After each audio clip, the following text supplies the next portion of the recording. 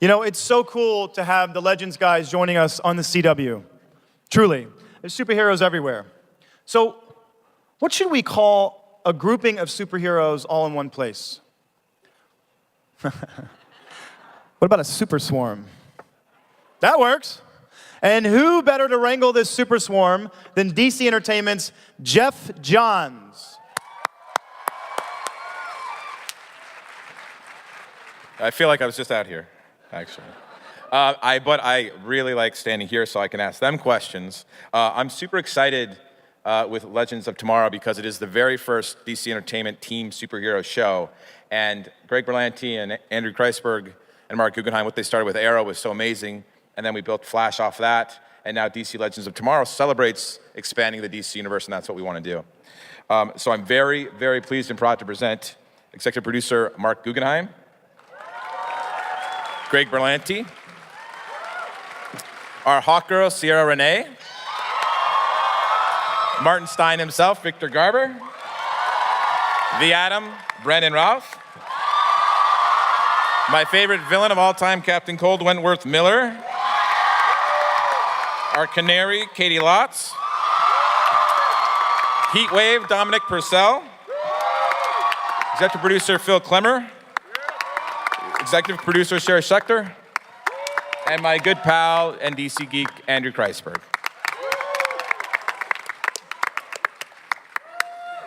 Amazing. So I'm gonna start with Greg and Mark and Andrew and Phil. And I know the answer to some of these questions, but I'm gonna ask them anyway.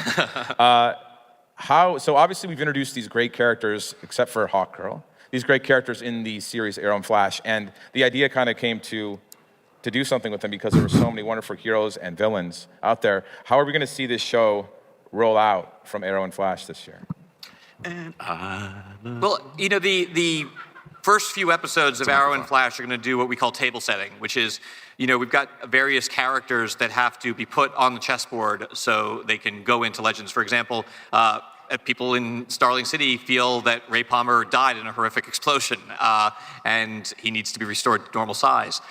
Sarah is not dead, or needs to be not dead in order to be on Legends.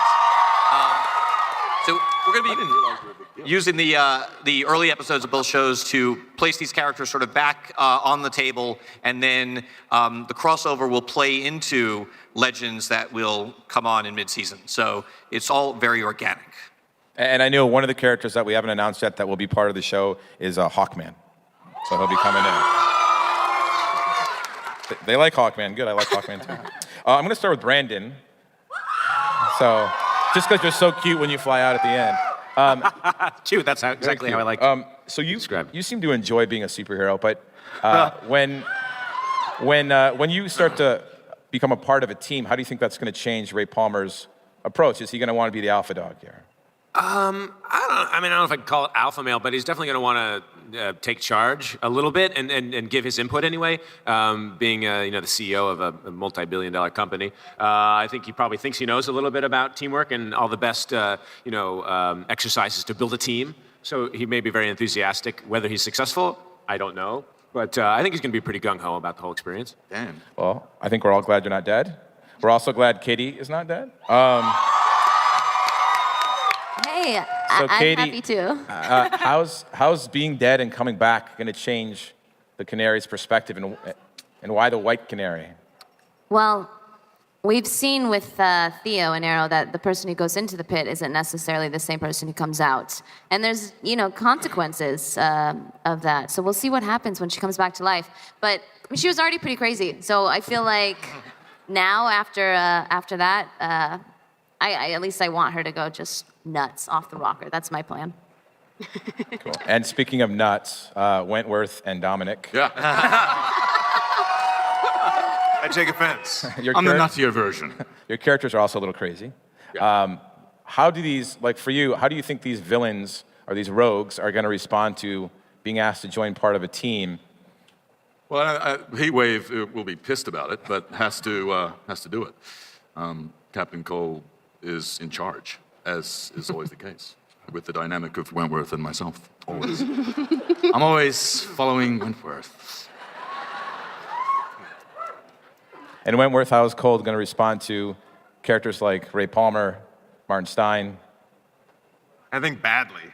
I think the answer is he's going to respond badly. Leonard Snart is used to being the guy in charge, and he's not a team player, and there's not an altruistic bone in his body. So the idea of this being one big happy family pursuing a glorious end, I'm not sure he's totally down for that, but that's where the fun is, and I think that's what's going to be exciting for an audience to see, is that these guys have to work together, but it's going to be a bumpy ride. Speaking of bumpy rides, so I know there's a lot of time travel involved, and Andrew, I know you're a Doctor Who fanatic, geek, crazy man. I've seen a few episodes. Yes. Vandal Savage, we've already said he's a big part of the show. So can you tell us a little bit about what these Legends of Tomorrow are going to go up against? Yeah, I mean, Vandal is immortal. You know, he's been around for thousands of years, like we said. And, you know, when, you know, part of the fun of the show is how do you defeat somebody that you can't kill? And since time travel is going to be such a huge part of the show, you know, they're going to be meeting Vandal Savage in several different time zones. And, you know, part of the fun of the show is watching, you know, if they do something in one time zone, are they affecting it, you know, the rest of history? And I don't know, it's sort of a... you know, we keep talking about how, like, on Arrow and Flash, we'll come up with an idea, and then we'll say, oh, that's too crazy. Legends of Tomorrow, all it is the crazy ideas. It's just, it's bonkers. And that's really exciting because, you know, it was important for us to not do the same show. We're already doing Arrow, and we're already doing Flash, and we really wanted to do something different. And this show is going to feel, you know, as, you know, radically different from Flash as Flash is from Arrow. I'm sorry, I have to acknowledge this. There are so many people here. Thank you so much for coming out and lending your support. We love you guys. Thanks. Sorry, boss. After you. So, Victor. Yes, hello. Hello. This is my first time here. I am overwhelmed. Oh, my God. Yeah, you are unbelievable. You are so kind and generous and sweet, all of you. Not all of you, but most of you. I know when you accepted the role in the show, originally everybody was blown away. Like, we were so overjoyed to have an actor of your caliber join it. And you brought so much to Martin Stein. Now that Martin Stein's coming in to work with all of these other heroes, and some of them villains, and some of them novices and rookies, how do you think he's going to fit in with this group? And why do you think he's going to get involved in a team like this? I think he's a combination of many things, but I think one thing is he has a certain arrogance that believes that he is actually capable of mediating this dysfunctional family. And that's part of the fun of the character, and part of the fun of doing this role is that he does have high ideals and is naive enough to think that this could work. And I think we'll see how he does. I'm confident that he will make it. Confident. And will Firestorm be a part of that equation? Firestorm will definitely be a part of it, and probably more than I even realize. Probably. Ciara, welcome to the DC Universe. It's awesome to have you join the family. And what did you do to prepare for the role of Hawkgirl? You guys were nice enough to send me like 1 million comics, so I've been reading those. I also watched The Arrow and The Flash, finished them because I had already started, but I finished them, so caught up there. But I've also been, I've been boxing and doing some martial arts just to kind of try those things out because I think stunts are really cool and I'd like to try them if I can. What's your favorite thing about Kendra? Your favorite aspect about her character? I think just that I think the reincarnation thing is like really, really awesome. And I think it's going to be interesting to see her in these different time periods or whatever, and who she was then and who she is now. I mean, it's going to be, as an actor, this is like an incredible challenge. I get to kind of play a lot of different people. And so, Greg, I have to go to you because you're like the super producer. You know, you're doing all these TV shows, and I know how hard you work on everything, and seeing the dedication and the passion you put on everything. It's amazing that you do what you do. And when Legends of Tomorrow was first happening, it was like, oh my God, can we do a superhero team show? Like, you at the helm, I know we can, but why did you decide that it was the right time to do, you know, from Flash to Arrow to now a team? Well, that question gives me the perfect opportunity, actually, to say thank you to everybody in this room, because really, it's the show exists primarily for two reasons. One is the incredible passion of the fans on Arrow and Flash through the years. It has been, we've obviously all watched that grow. And then the other, the extraordinary actors who have come on those shows who, we just had a surplus of so much talent. And then finally, just the desire to do a real team-up show in the vein of Ocean's 11 and Magnificent Seven, and just a great kind of superhero team-up. But truthfully, this is entirely really the result of just an incredible group of people who are really support the shows and have helped us grow them into something that we're really proud of. And speaking of dedication, I have to ask you, Brandon. I know when you first agreed to play the Atom, it was for a smaller role, no pun intended. And now you're committing to this show, which everyone's thrilled about. Why do you find yourself drawn to the superhero world? Why do you want to continue to work in this universe this way? Well, I don't know if I find myself drawn or something else is drawing me to it, but either way, I'll take it. It's a magical world filled with mystery and possibility. That's what we do in film and television, and this is such a heightened level of that. It's so exciting to come and play in the playground every day with the people and the creatively in all aspects of the film and television making, from behind the scenes to us being in front of the cameras. And obviously people are responsive to it, and we have the best fan bases in the genres that we work in, and to know that people are responding and coming and waiting all night and sleeping outside to come see the product that we're making just makes it so fulfilling, and we get to make silly stuff look awesome every day. Yeah, exactly. Andrew and Mark, so what other characters or what other corners of the DC universe have you guys thought about visiting for this show? What are we allowed to visit, Jeff? Yeah, I'm trying to figure out a way to answer that question that doesn't get us in trouble. I think one of the great things about the show is we get a chance to visit all these different corners of the DC universe, not just in 2016, but throughout all time. So we'll be going to some really, not just incredible places, but incredible moments. And I really don't think I'm allowed to say anything more than that. No? Okay. What about if you could go to any time period, where would you take these characters and why?